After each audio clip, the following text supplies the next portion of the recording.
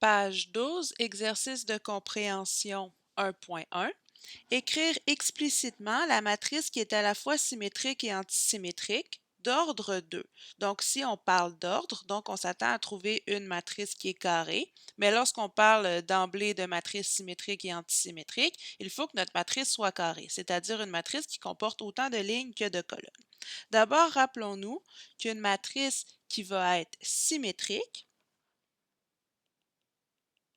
donc, pour que la matrice soit symétrique, il faut que les éléments en position A et J soient identiques aux éléments qui sont en position JI pour tous les I et J de notre matrice. Donc, ça veut dire qu'il y a une symétrie, donc un miroir par rapport à notre diagonale principale.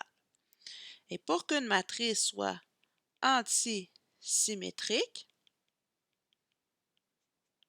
il faut que tous les éléments A et J soient identiques aux éléments moins AJI. Donc, encore une symétrie par rapport à la diagonale principale, mais cette fois-ci de signe opposé. Eh bien, pour qu'une matrice soit à la fois symétrique et antisymétrique, il faut que la matrice soit positive et négative en même temps. Eh bien, le seul chiffre qui nous permet d'être positif et négatif en même temps, c'est le 0.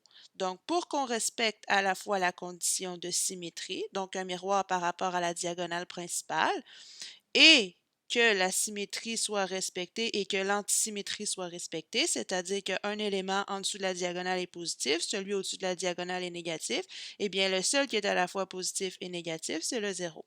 Et donc, à la question A, la seule matrice d'ordre 2, ça va être la matrice nulle, donc la matrice 2 par 2, qui est la matrice nulle,